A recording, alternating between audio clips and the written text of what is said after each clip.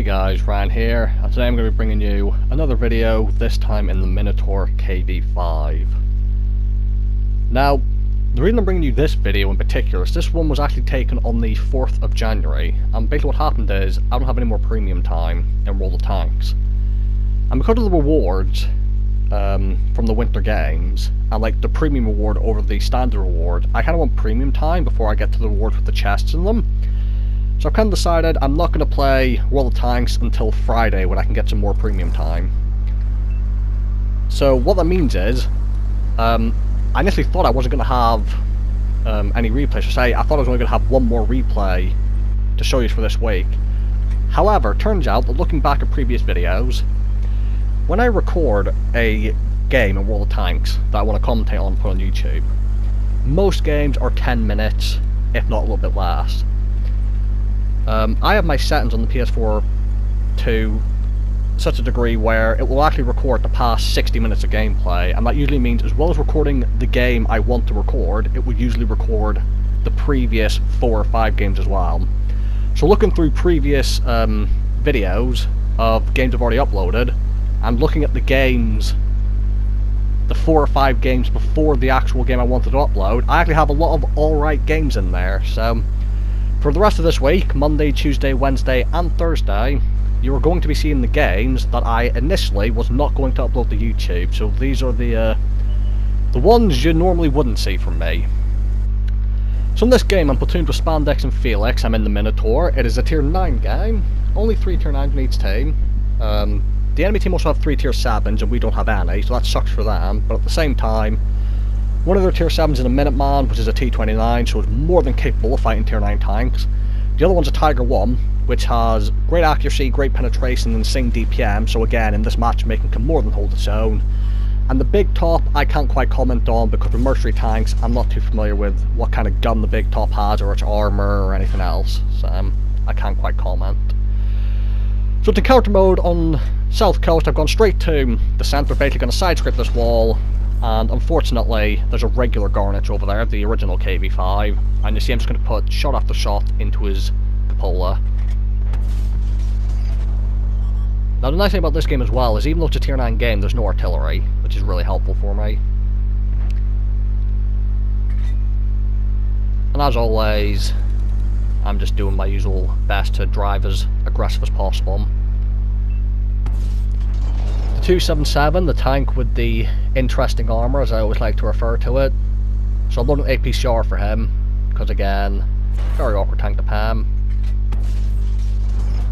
I bounce his shot and managed to get a return into his lower plate.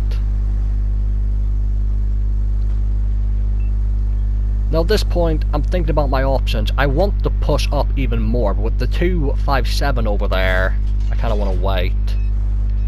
I thought that shot should have penned, because I thought I aimed high enough to avoid the angled armour underneath, but apparently not. Now the tier 9 tank's almost dead. I probably could have loaded a high explosive shell at this point, and maybe got away with it. If I had a 122mm gun, I probably would have loaded the high explosive shell. As I'm aiming in, the team deal with him. And now that he's gone, I'm going to start pushing forwards. And here comes a Minotaur. Now, some might be thinking, oh, you know, it's a tier 7 tank, you're in a tier 8. Any version of a T29 is a dangerous tank to any tank in the game, because the T29 is super awesome. That thing has better armor than a T29, but overall it is worse than the Tech Tree T29. But, again, a T29 is a T29.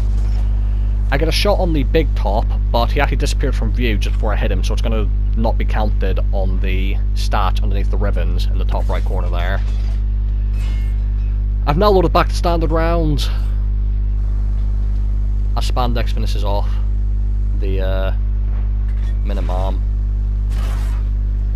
I get hit by a big shell in the side there, and looking at the alpha damage, I have decided that that was the Jagdpanther 2. It could have been the T30 with the 400 120mm gun, but I made the assumption it was the Jagdpanther 2, and I'm going to see in a moment that I was in fact correct. The Jagdpanther 2 is on his way over, and you're going to see, even with 300mm of penetration, when you angle correctly, even 300 plus millimeters of pen isn't going to help him against me. Again, this thing's got, being a KV5, I think 130, maybe even thicker side armor. Like, really good side armor. And here's the bit of the game I want to talk about. Quite interesting, this part. Now, from a playing the game well standpoint, what you want to do is, I could sit above these, get the shots in, then back up. And I could farm damage, but I don't just play for good games, I also like to have fun, especially in the KV5, so I'm just gonna drive straight into them. Get a ram, only for 61 damage, but I got the ram. And now I've got myself into a predicament, so I've put myself into a shit situation on purpose that I could have avoided, but only because I love the brawl so much. The Tiger actually helps me out here and blocks the IS-3 shot for me, so that was very helpful of him. See, I'm trying to angle, the Tiger's just fired, so I'm going to ignore the Tiger and keep my tank angled for the IS-3. You see the angle I'm at? And the side of my tank does indeed bounce him. Got one more shot in. Now we cleared up here as well.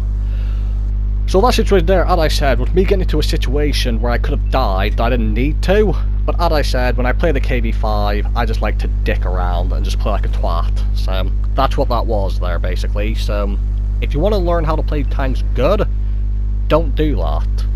But if you want to have fun and you're in a KV5, I highly recommend you do that. Just try and ram everyone. I only did 61 damage to the IS-3 because he was backing up and I slowed down on the drop, but it was worth it because any ram damage in a KV5 is always fun. Tried to shoot that IS-3 on the move, but the shot actually goes right into his Soviet spaced armor and gets absorbed. And now something else interesting here. I'm going to get right up close to him because I want to ram him. And I hit him for 220. You see, I'm going to aim for the bit above his turret because I want to overmatch him. But I can't overmatch him. So what I've just learned is that you can only overmatch the fully upgraded turret. Because I'm assuming that, because I couldn't overmatch him, that had to have been the stock turret. Or the middle turret if it has one. It's been so long since I played the IS-3, I can't remember the upgrade path. I don't know if you go from stock turret to upgraded turret, or if there's like a middle turret in between, but either way, with the fully upgraded turret, if you have an over 90mm gun, I'm pretty sure it is, you can overmatch the IS-3 turret. But apparently with the stock turret, you can't. So that's something I learned, some new information for me to go forward with, and that's actually some quite useful information to know going forward. So even though it sucked that I couldn't pan him there, silver lining, I learned something new that will probably be very useful in future games. In that I can't, if I see an IS-3 with a stock turret, I cannot overmatch his roof. So look at stats currently, I've got 3,398 damage, I've blocked 2,600, and I've got 1,100 assistance, and I think I also have a blind shot on the big top that isn't added to that damage yet. Now, it's one light tank left, I'm in a KV5. Usually I'm not one for capping. What you're going to see is I just can't be arsed driving after a light tank in a KV5, so I'm just going to sit in the cap circle. Now, I will lead the cap circle if the teammates get close to him and are about to kill him. I will lead the cap circle and let them get the damage if we're about to cap, but as it stands, I have no intention of just chasing after a light tank in this thing. I believe Spandex is currently helping me cap along with one other teammate. See, the IS-3 is a one-shot for the Brazil, but the Brazil is a derp gun, I believe. It fires high explosive as a standard rounds. I miss a shot.